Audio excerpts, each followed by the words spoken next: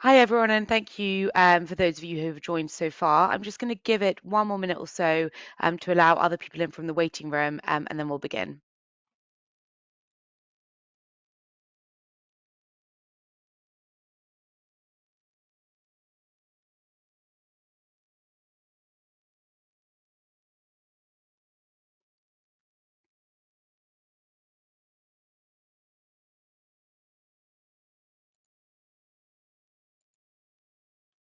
Okay, great. Well, it looks like we have a fair few of you now, so I will kick off. Well, hello everyone, and welcome to today's webinar. My name is Louisa Gaynor, and I'm a Senior Client Advisor here at Netwealth. And today, as you can see, I'm joined by Lily Ball, who also works with me on the advisory team. And together, we're going to be answering your questions about how best to preserve your wealth for future generations. I just wanted to start things off by thanking everyone who submitted questions prior to the webinar. They were very helpful in determining the points we wanted to cover today. And there is also a question box in the toolbar of this application. So if you have any questions as we go along, please do feel free to submit these and we'll do our very best to address them at the end. But if you would prefer to talk through your specific circumstances or have your questions answered directly, then I would really recommend signing up for the one-to-one follow-up sessions we're offering with our advice team. You would have hopefully received an invitation to do so when you registered for the event, and we've actually already had quite a large number of you book in already, which is great, but we'll also recirculate the invite after the webinar. So if you haven't already done so, please feel free to book in then. But in terms of what we're going to look at today, we know that securing your family's future is a complicated topic, and we're first going to talk through the key areas we need to recognise when considering this. So it's important, for example, to think about your retirement needs to ensure that you're setting yourself up efficiently before you then think about passing on your wealth. This needs to be weighed up against the benefits of gifting early and the trade-off that needs to be struck between tax efficiency and control. And we've also had quite a few questions in around the October budget. And whilst a great deal of this is still unknown, we will shed as much light of it as possible on our stance and where we fit into this throughout the session.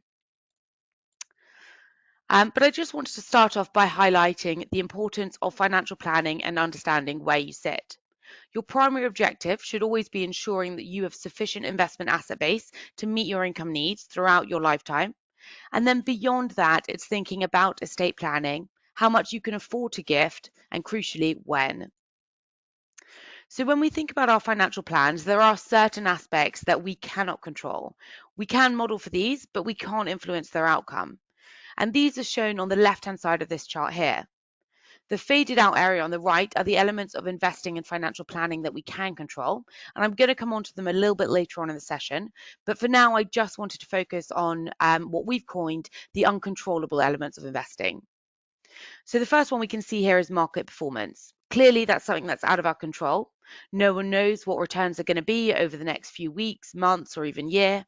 However, by understanding how different asset classes tend to perform through time, there are absolutely things we can do to manage the volatility and the risk within our investment asset base and ensuring we have an appropriate investment strategy for the stage of life that we're in. The next one here is inflation. Of course, this again is something we can't control. We're experiencing it at the moment, how it can have a real impact on the value of our capital. So we have to factor it into our plans, particularly if we're planning on withdrawing cash flows from our portfolio through time or factoring in making large gift to family members. And the last one here as well is longevity. Of course, we can never be quite sure how long we're going to live. So the message here is really just making sure that you're planning for living a little bit longer than you might perhaps expect. The risk here being that you outlive your assets. So it's really important to plan accordingly so this doesn't happen. And later on, I'm going to provide a demo of our wealth planning tools. Anyone can access these by registering with us, and you can use them to generate a projection, which will model until the age of 95, and it will enable you to visualize your income needs in the context of your asset base and factor in the impact of passing on your wealth. So you do so during your lifetime. It will have a significant impact on the life expectancy of your assets. So you can really visualize this here and see whether that is actually achievable or appropriate for you to do. And just to really emphasize the point around longevity, I wanted to use this chart here. So it's from the ONS, the Office of National or for National Statistics. You all may be familiar with the fact that for someone who is now 65, their average life expectancy is 87. So one may think, okay, let's model until that age. But in reality, that may present with you some real risks, namely that you live beyond that age and therefore beyond the period which you've planned and modeled for. So just to put this in numbers for you, you can see on the left-hand side of the chart here, there is actually a 1 in 4 chance that you're going to live to 94, a 1 in 10 chance that you're going to live to 98, and actually a 5% chance that you live to 100. So what this is really trying to emphasize is that there is a good chance you will live longer than you might actually expect. And so it's really important that you plan for this so that you remove the risk that you're going to outlive your asset base. So when is the right time to make a gift? And this is obviously very specific to people and to households.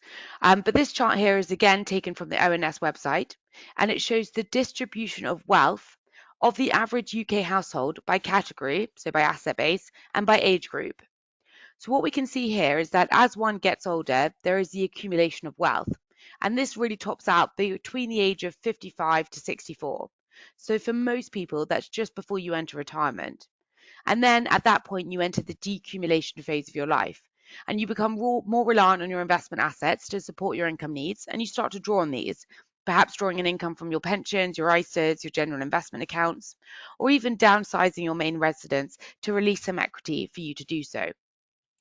What this chart also shows, as you probably would expect, is that the lowest amount of wealth is held by the youngest age group, the 16 to 24-year-olds. And this is relevant because the timing of your gift can have the most significant impact on your family and your children when they are in that age bracket, so when they're younger. It can be used to help them get on the property ladder or build up their pensions, their junior ISAs, their ISA portfolios. Placing funds in that tax efficient environment from an early age will, of course, give them the opportunity to grow to a more significant size when they come to use them later on. So, the main point really here is that gifts, if made earlier, can be much more beneficial for the next generation. This does, of course, however, need to be weighed up against your ability to do so, as well as your willingness to relinquish control. And so I want to come on to each of these points in turn. And I want to start with your ability to gift. So as I mentioned a moment ago, our wealth planning tools can help you understand what, if anything, you're able to gift. So I want to spend a moment looking at these now. So anyone can access these tools by simply registering with us on our website. You can set up a username, which will be your email address, and a password, and this will give you access to the tools.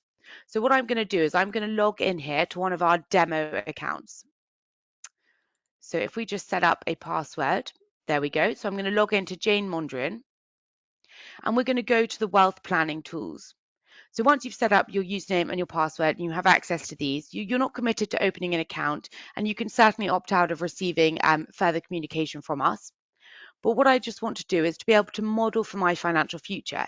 If I say I am Jane Mondrian, and let's say I have 2 children, I'm not yet retired, but I want to think about incorporating gifts to them to help them get on the property ladder.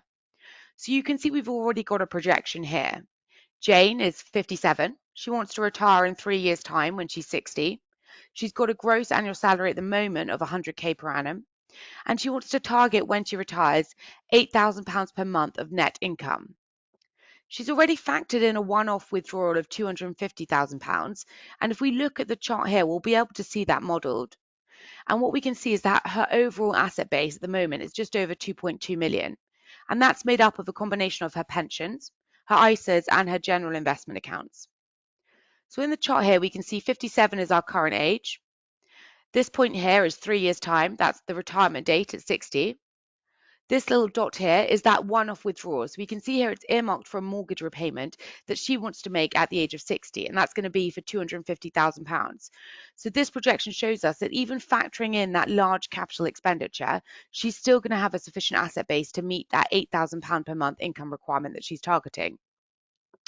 So if I go to edit my inputs, because I now want to factor in gifting to my children. So let's say you've got 2 children. So we're going to factor in here, gift to children. And I want to give them £250,000 each. I've got 2 of them. So that's going to be a total withdrawal of £500,000. And to keep things equal, I want to gift it to them both on the same day. And let's say that's September. So this time in when I retire, so in 3 years' time, so in 2027. The goal here is a gift. So I want to save that in here. We can now see that's appearing here, and my total one-off withdrawals have gone from £250,000 to £750,000. So let's just rerun the projection and see the impact that has on our plans, because this will then at least give us an indication as to whether that level of gift is achievable. It may show us that it is, and so we can afford to gift more, or it may show us that it isn't, and so we need to think about gifting less. So what we can see here is that it does, as you can see, have a significant impact on the life expectancy of my investment assets. Now, although I am meeting my income requirement, I'm in a significantly different position, and I've got a much less left at the end of my retirement at the age of 95. You can see here that in strong and average market return scenarios, I still am going to have quite a significant amount left in my asset base. But what it's telling me is that in weak market return scenarios, I'm going to have nothing left. The funds would be depleted. We would hope that we wouldn't experience weak market return scenarios throughout our retirement, but it's important to be aware of that risk. And provided you still feel comfortable that as long as you're meeting your goal in average and strong market return scenarios, you're comfortable with this position, no changes need to be made. But if you're not, that's when you may want to speak to an advisor or consider what else can be done to your plans. And there are certainly things you can think about to improve that situation, and we'd be really happy to talk you through them in the one-to-one follow-up sessions. But again, when you're using these tools just outside of this, you can always book a call with someone here. But I just want to go back to the slides now, because we've now looked a bit about the ability to gift, and I want to think now a bit about our willingness to do so as well.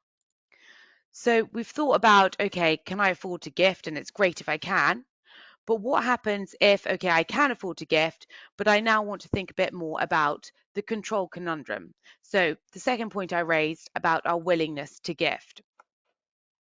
So this here is, of course, highlighting the trade-off between tax efficiency and control. Wanting to reduce the value of your estate for inheritance tax purposes versus increasing your child's wealth and giving them complete control of this. And this is just quite a nice illustration of the different ways in which you can pass on wealth and where they sit on the spectrum. So if we start on the left-hand side here, we can see that the simplest and most efficient way of gifting to our children and passing on wealth is to make these regular gifts out of excess income. These would be immediately considered outside of our estate, and so they're a very efficient way of gradually reducing the value of your estate over time. There are, however, a number of requirements that need to be met to qualify for this exemption. It needs to be a gift made out of regular income, and it needs to be a gift that is made regularly. It cannot impact your lifestyle or your spending needs. So it's really important that you run the numbers so you're confident that it meets these two conditions and that you're keeping a note of these computations for future references. And the second one lifted here is making a gift out of your £3,000 annual exemption. So this annual exemption is effectively a tax-free amount similar to your personal allowance for income tax purposes that you can gift each year. And you can actually carry forward any unused allowances from the previous year. So you can go back 1 year. So if you haven't made a gift in the previous year, you could gift up to £6,000 in the current year. And then if we just jump down, you can see the third point here around gifting we have is potentially exempt transfers or pets.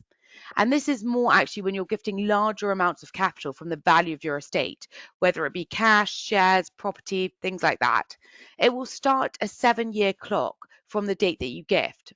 And if you survive those 7 years, the value of that asset will be considered completely outside of your estate for inheritance tax purposes. If, however, you were to pass away within 3 years of making the gift, the transfer would not be exempt from IHT. And if it was between the 3 and the 7-year period, a tapering of the value of the asset would be enforced for IHT purposes, and that will come into effect. So it of course makes sense to gift earlier when you're more likely to live longer and exceed that 7-year time period. However, there is, of course, that trade-off we need to think about. Under all three of those examples, to be honest, you lose complete control of the asset. Any retention of control or benefit can have negative tax implications. If, for example, you gifted a property, but you continue to live in it, this would be considered a gift with reservation of benefit, and the property would not be deemed outside of your estate and would be subject to IHT on death. So in order to meet the criteria of a gift, you need to relinquish all control. And so you have to feel comfortable that this value and this wealth will now sit solely with the beneficiary of the gift. On the right-hand side here, we move into the less tax-efficient ways of passing on wealth. Your pension, for example, is currently outside of your estate for IHT purposes. This can therefore pass directly to your beneficiaries on death and not beforehand. The tax treatment of the pension in the hands of your beneficiaries will depend on the age at which you pass away. If it is before the age of 75, any withdrawal that your beneficiary makes from your pension will be tax-free in their hands, which is great. If after the age of 75, however, any withdrawal that they make will be subject to income tax at their marginal rate. So that may mean that if they are higher or additional earners, they may pay income tax at 40 or 45% on the income drawn from this. So although it's a very effective way of mitigating that 40% IHT charge on death, your beneficiaries will need to be mindful of their tax position when accessing this element of their wealth, and they may actually not wish to do so until they themselves are retired or lower earners. And then moving slightly across to the right as well, we have discounted gift trusts, loan trusts, and family investment companies. And above that, we also have further along there, discretionary trusts. These are more complicated and less tax efficient ways to pass on wealth, but they very much do ensure you retain an element of control. Ordinarily, discretionary trusts need to be set up by a solicitor. You'll also need to ensure that you're comfortable with trust registration processes and the tax reporting requirements, and you may wish to outsource these to a tax accountant, which of course then adds additional layers of expense and administrative work. From a control perspective, however, you can be appointed the trustee. It's at your discretion as to what benefits, if any, are distributed to the beneficiary, and you can also add, remove, or change the beneficiaries at any point and manage the investments within the trust. The discounted gift, loan, and family investment companies allow you to loan capital into one of these entities and draw it back as and when you require it, which can be a really valuable planning point. It remains part of your estate, the original capital does that you loaned in, but any growth that arises on that capital is considered that of the beneficiaries or the shareholders if it's a family investment company. So it's a really effective way of ensuring that you have sufficient capital to support yourself, but that any increase in value is then outside of your estate for inheritance tax purposes. And again, there are elements of additional cost, work, and planning here. So it's very much worth speaking with an advisor before undergoing any of these planning points, just to ensure you understand the implications of this and you're comfortable with it. So the chart here therefore really shows a sliding scale of simplicity in your estate planning. On the left-hand side, we've got the more simple, more tax efficient, and less costly options of planning for you and your family's future. And as we move across to the right, this changes. The methodology becomes more complex, less tax efficient, and more expensive, but it does allow you a far greater level of control and oversight of your family's wealth. So these are all factors we are very happy to discuss with you in our one-to-one follow-ups, and something that it is worth talking through with an advisor. But now I'm just going to pass over to Lily, who's going to provide a bit further insight on how you can use your pension as an estate planning tool. So Lily, I'll pass over to you now. Thanks, Louisa. So in that control conundrum Louisa just showed on the previous slide, we had pensions in the middle. So I'm going to talk a little bit more now about how the pension specifically can be used as an estate planning tool for preserving and passing on your wealth to future generations. So firstly, let's look at the options we have when choosing to draw an income from our pensions, using the pension to buy an annuity or putting the pension into Flexi Access Drawdown. We'll look first at annuity purchase on the left-hand side. The benefits for an annuity purchase are that you have guaranteed income for life, so the longevity risk Louisa touched on earlier in controlling the controllables is not a concern. You also don't have to worry about markets or ongoing investment management or inflation risk if you have an index-linked annuity that's going to increase alongside inflation throughout your lifetime. However, the main thing to consider with annuities are current rates and whether this is providing value, and especially with regards to preserving wealth for future generations, annuities have no value upon death. So if passing wealth on is important to you, this should be considered in how you choose to access your pension. Moving over now to the right-hand side, let's look at the pros and cons of Flexi Access Drawdown. The benefits here are that income levels are more flexible. It might be that you're doing all the things on the bucket list at the start of your retirement, going on holiday whilst you're more mobile, and that might decrease later in life and your spending's then likely to tail off. with Flexi Access Drawdown, unlike an annuity, you can alter the level of income taken from your pension and just be a bit more flexible with it, taking more at the start, less at the end. And the main benefit of Flexi Access Drawdown that's poignant for our discussion today is improved estate planning. Unlike an annuity, there is value upon death that can be passed directly to your beneficiaries of choice as outlined in your expression of wish. And in addition to this, your pension currently is not considered as part of your estate for inheritance tax. It's outside of your estate. This may change in the budget, as I'm sure some of you are aware and have heard rumours of, and I will touch on this later, as we've had lots of questions about it. But financial plans are best made in light of current rules and then adapted when we have a more solid idea of the exact incoming legislation changes and the impact these may have. So the things to bear in mind with Flexi Access Drawdown or on the con side is the investment risk, as your portfolio remains invested in markets and that may fluctuate up and down. There's also the risk of inflation and longevity, and ensuring your funds last for your lifetime that isn't a consideration for annuities.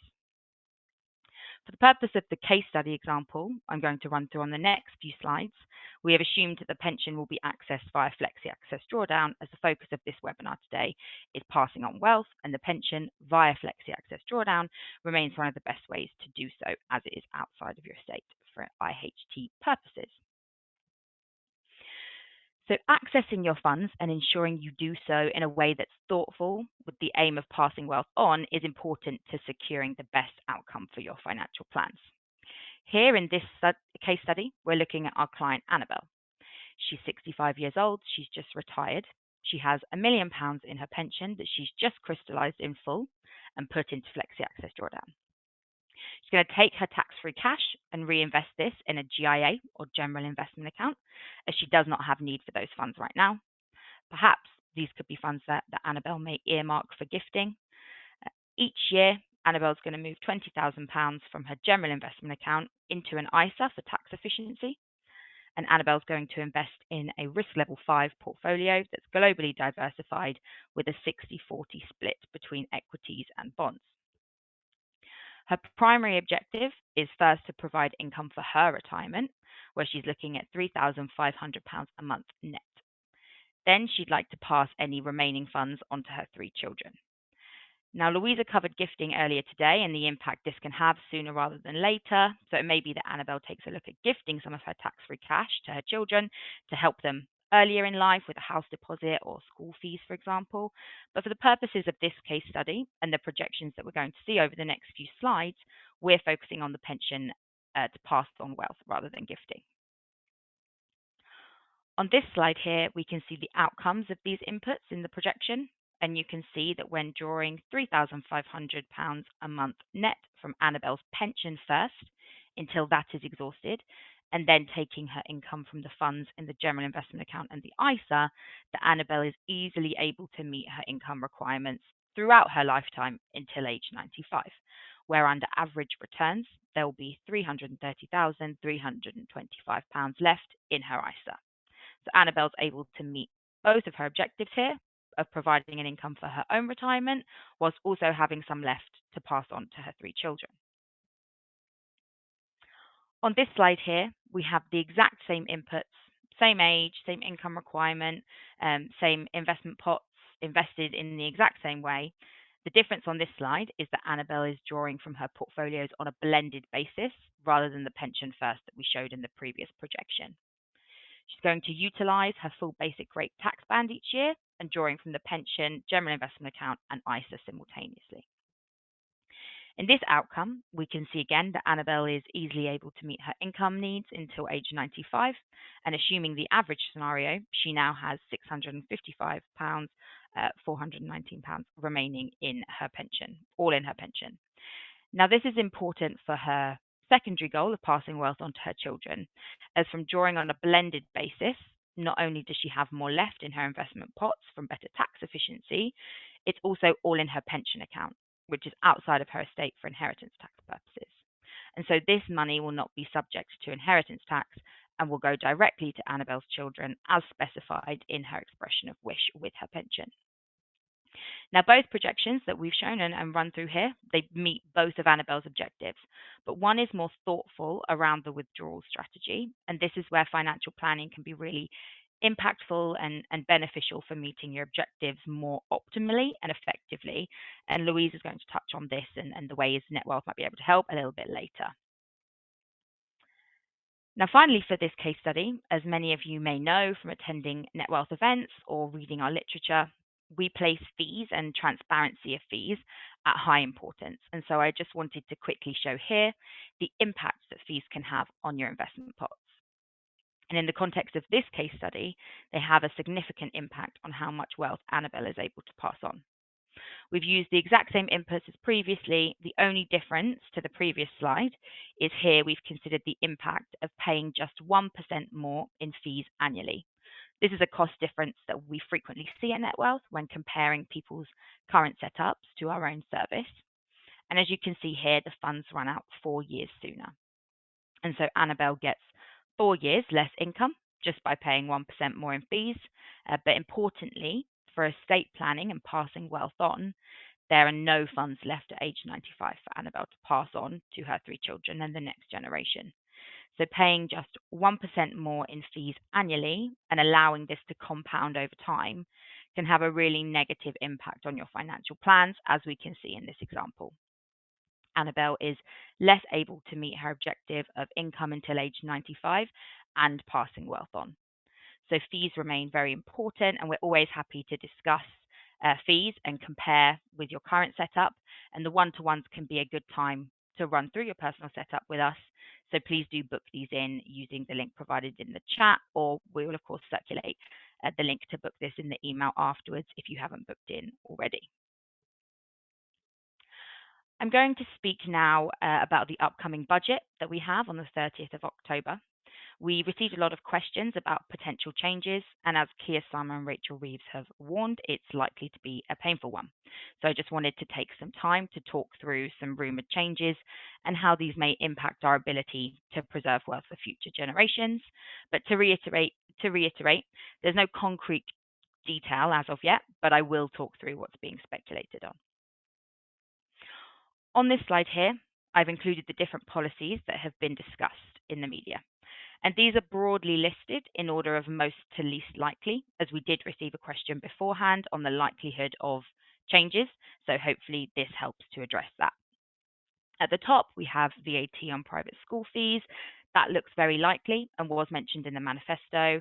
Capital gains tax increases have been speculated on quite a lot, non-dom tax status, a reduction in the pension tax relief when making contributions to your pension. So currently, additional rate taxpayers can claim 45% tax relief, and so there's been talk about that coming down.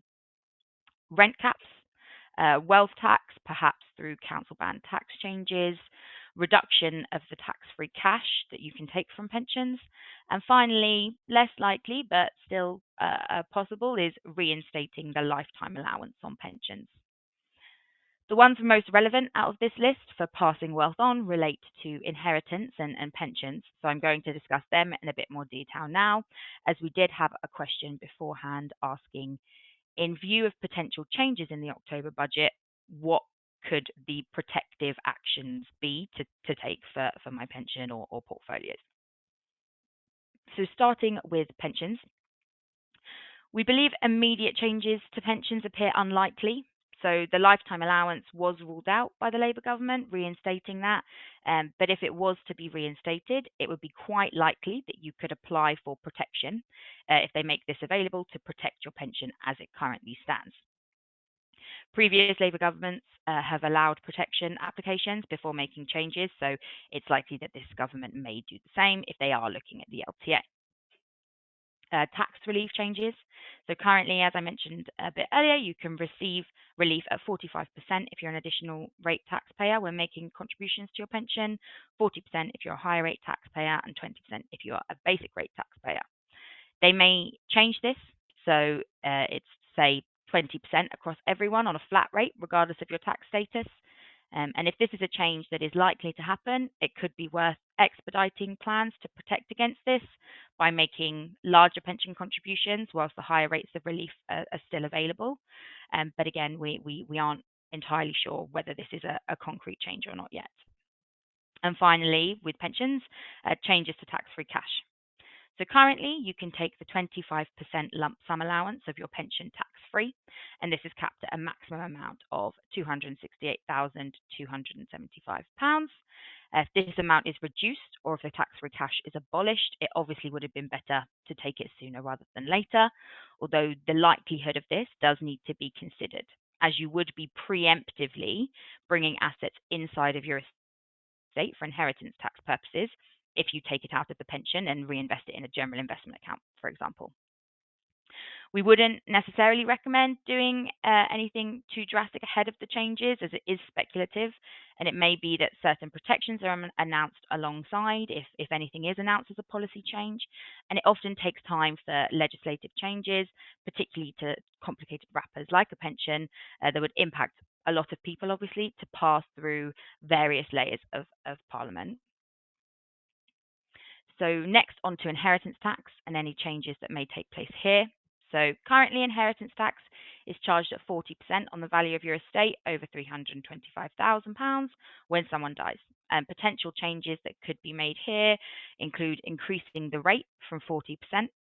Again, we don't know what this could potentially be moved to, lowering the value people have to start paying inheritance tax at, so lowering that £325,000 value, or removing some of the current exemptions that are in place, or changing the number of years before a gift can be considered outside of the estate for inheritance tax, so from that 7 years before.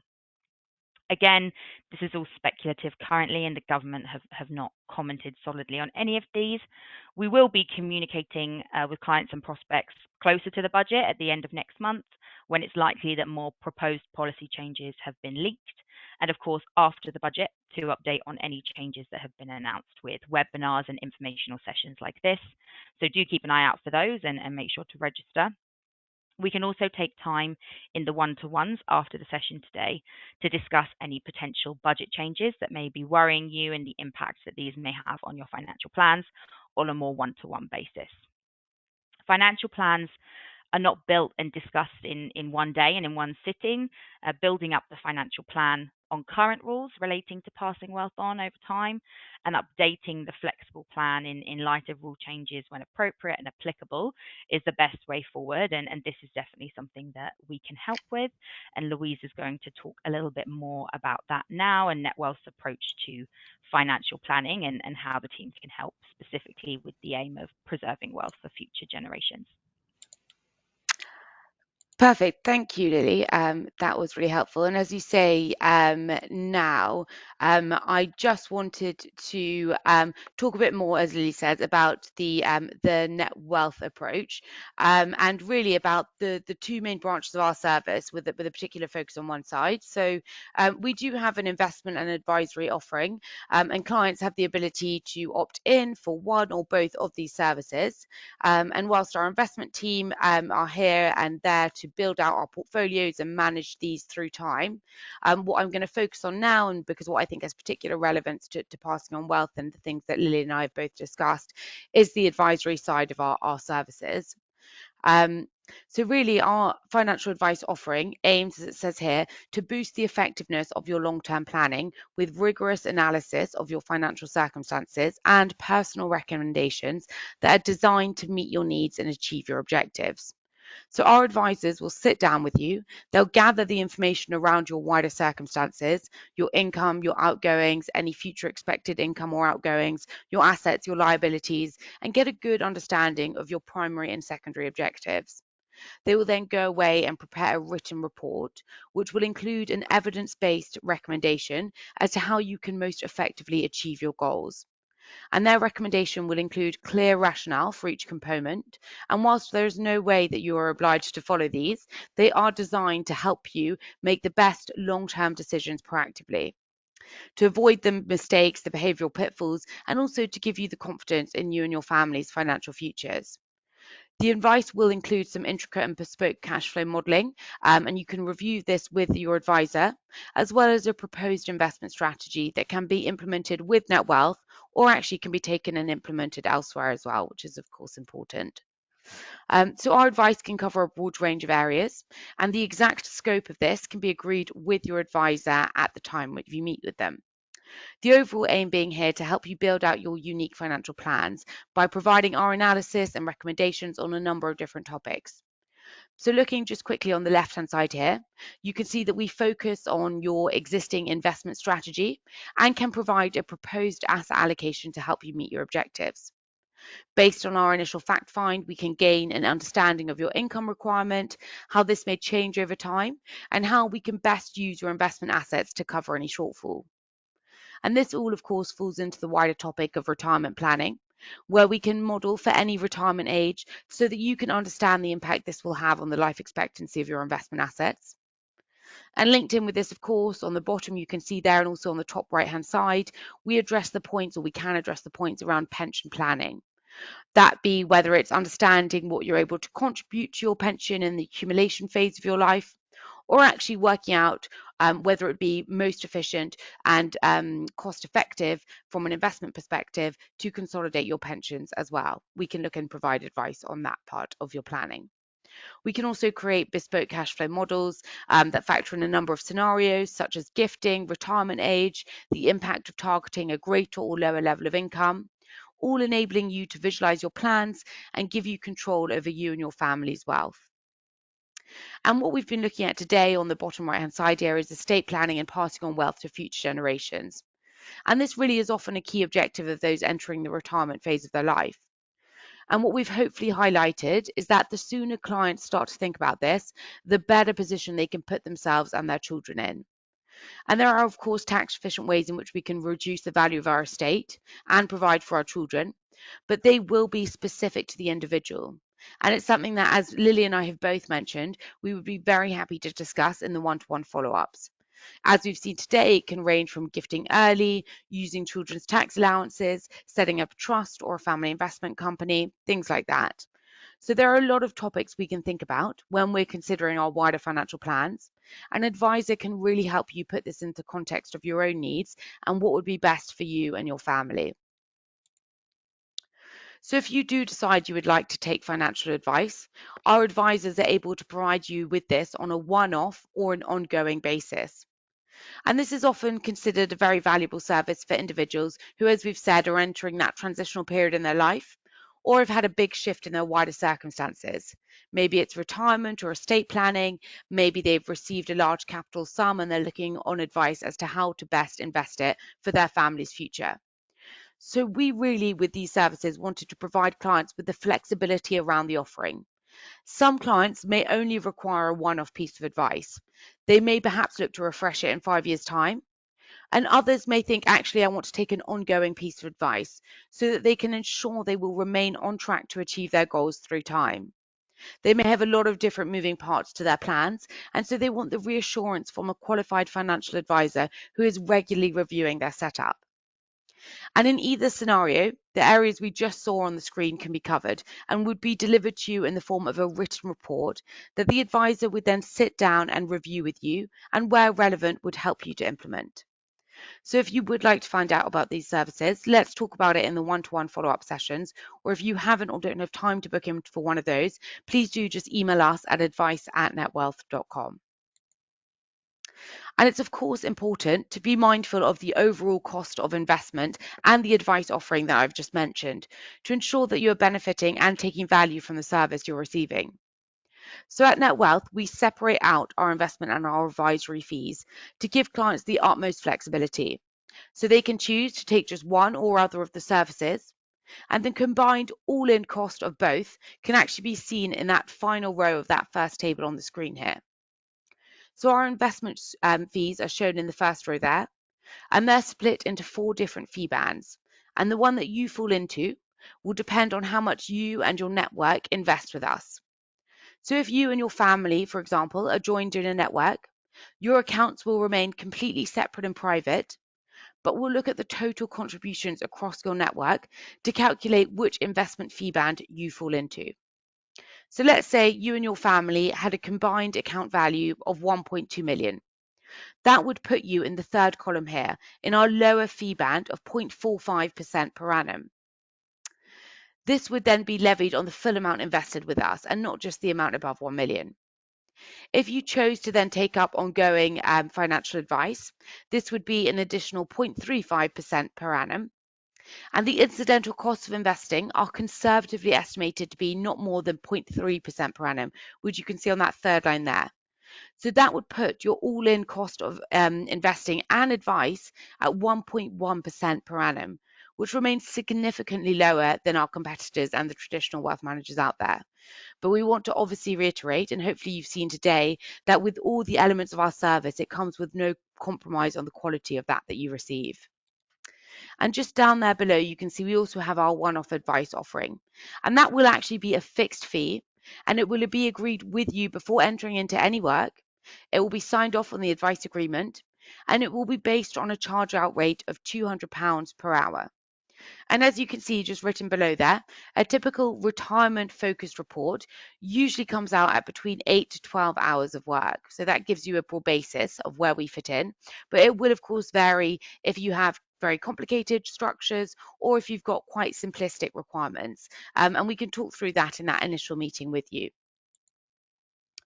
And so before I close, I just wanted to finish on this slide here, as this is where we've started. Except then we focused on the left-hand side of the chart, looking at the uncontrollable elements of investing. I now want to just finish by looking at the right-hand side of the chart, because it brings in the factors that are very much within our control. And because they're within our control, we should not only be aware of them, but we should do what we can to optimize them and keep them at the forefront of our minds when thinking about our financial plans. So the first two here are more on the investment side of things. And the first one is around time in the markets and not trying to time the markets. And we would just never advocate for doing so.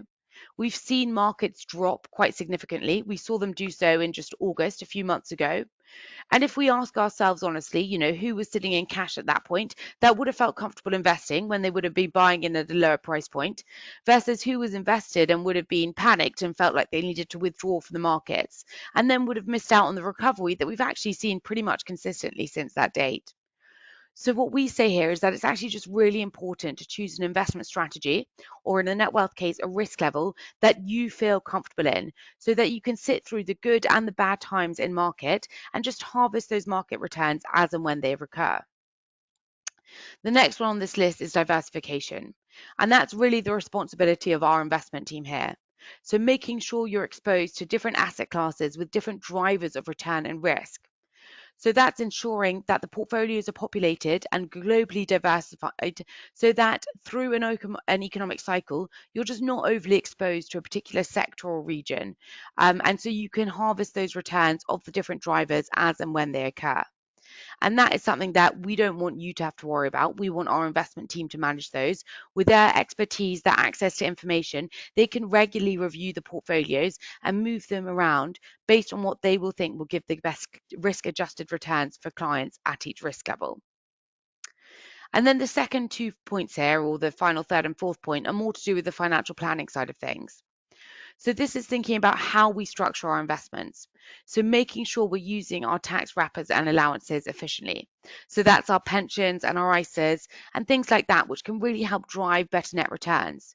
We've touched on gifting, so it's also thinking about gifting into junior ISAs or ISAs for our adult children and pensions for them as well. It's an effective way of removing value from your estate, putting the funds in a tax efficient environment and putting them outside of your estate and within your children's control for their purposes and for their benefit. And another important factor, what I've touched on as well, is minimizing fees, or at least being mindful of your fees and ensuring that you are not paying too much in fees. And that's a big part of what we focus on at Netwealth. We understand the importance of keeping the cost as a whole low to clients, as it makes a big difference in the long run. So if you're not sure of the fees you're paying, if you're getting an advisory service but don't know what that's costing you, I would strongly suggest taking that up with your advisor, finding out what that is, and we would be happy to do a cost comparison as to what a like-for-like setup would be with Netwealth. And it's something we can certainly talk through in the one-to-one follow-ups that you may hopefully have organised with us. So just to summarise, as I appreciate we've talked about quite a lot here, we've looked at gifting, the value that has, but that the trade-off it incurs between tax efficiency and control. We've talked about working out how much you can afford to gift and modeling for the uncontrollable elements of investing, so market performance, interest rates and inflation, and longevity, and thinking about when to make gifts and when they will have the most impact. Lily's really helpful through how a pension can be a really good tool for passing on your wealth. And we've also talked about controlling the controllable elements of investing so that you can pass on more and leaving your investments in a tax efficient wrapper rather than in your taxable investments for IHT purposes. So it's important to consider your financial plans and preserving your wealth for future generations. And speaking to an advisor can really help you do so, whether it be on a guidance or an advisory basis. It's something that we can cover off with you in these one-to-one follow-ups because it is very much unique to the individual, and we recognize that. So we need to be building your bespoke plan that factors in your drivers of what is important to you, what are your objectives, and what you want to achieve. So if you do have any questions, please do email them to us at advice@netwealth.com, or we can talk them through in the one-to-one follow-ups. But I'm conscious that we may have also had some questions coming through during the time that Lily and I were both speaking. So perhaps I'll just hand back to Lily, who can hopefully ID if any of these have come up, and we can talk through them now. So Lily, have you seen any that have come through? Yeah, thanks, Louisa, and thank you to everyone who sent in questions beforehand and during the session. We did have an interesting one come in that you might want to answer, asking perhaps SIPs, so self-invested personal pensions, may Yeah. be subjected to inheritance tax, and that the tax-free withdrawal may be cut or stopped in the budget. So should max tax-free cash be taken now? Yeah, it's a really good question, and it's one that you did address in your slides as well. Again, it's a trade-off between the benefits and the risk of doing so. So the benefits of doing so is ensuring you're locking in that tax-free amount, which is up to 25% of your prevailing LTA. And that's obviously a very valuable and a large amount of tax-free cash that, if the rules were to change, means that you may not otherwise be entitled to. However, we do not have sufficient evidence at this point in time to recommend that it is something that clients do. If they have a particular strong inclination to do so, of course we can do it, but it's not something that we're going to advise on when we think that the risk of then bringing that value into your estate, where you're perhaps not then using it, has its own risks embedded within it as well. You're then investing it in a taxable environment within your estate, and if you were to pass away, it also is forming part of your estate. It's worth thinking about whether you have a plan for that money. If you know you were going to use it to pay down a mortgage and you're just going to do so earlier, then yeah, you might as well take it. Or if you know that you want to gift it to your children, then that's going to put it outside of your estate as well after that 7 years. So it's really just thinking about what do you want to do with that money once it's in your estate.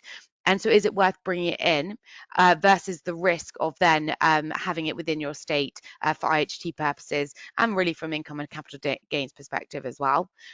So again, something that I think probably is best to talk to on a case by case basis with individuals. But as a general rule of thumb, we're certainly sitting down and discussing it with clients, and we'll be talking to them as and when we hear more about what's going to be in the budget. But for now, it's not something we're specifically recommending doing based on the rules as we understand them to be. Thanks, Louisa. I think that's definitely something that we've sort of been talking more and more to clients about who've sort of been thinking about things like that. So that's a very helpful answer. I think probably one more before we close, which was more sort of generic on the Netwealth service, but with Yeah. inference on inheritance and passing wealth on. And that's, can Netwealth help me decide what to do with my share of inheritance? Yeah, and that's a great question, and I think hopefully ultimately the answer is yes. We certainly can, but that's something that we should really discuss with you on a one-to-one basis, because what it will involve will be, okay, what do you want to achieve with this pot of money? Are you saving it for perhaps some upcoming expenditure, renovations, a property purchase? Is it for school fees further down the line, or is it for retirement? Because all these things will impact the time horizon you have with your investment and how comfortable you feel taking on risk. If you've got a longer time horizon, you can afford to take on a greater level of risk and achieve a higher level of return over that longer time period. But you've got to be comfortable doing so. And it may be that actually, with that inheritance, you've earmarked different goals that have different time horizons. And so it's creating a blended strategy that meets each of those. So certainly it's something that we're happy to sit down and talk to you about, whether it be on a guidance basis, which is free of cost, where we just kind of act as a sounding board to your plans and help you to make an informed decision, or on an advisory basis where we do a much more detailed analysis of your overall asset base and provide, as we've already discussed, our recommendations as to what exactly you should do with that share of inheritance. But either conversation would hopefully be helpful and add value. So certainly something that we'd be happy to discuss. So please do book in for the one-to-ones or email us at advice@netwealth.com and we can fit that in. Thanks, Louisa. So I think that's all that we had come in during the session. So now may be a good Perfect. time to end. Yeah, absolutely. Well, thank you very much for everyone who joined and stayed with us throughout. Hopefully, we'll see as many of you as possible in the one-to-one follow-ups. But for now, enjoy the rest of your day and thank you again for your time.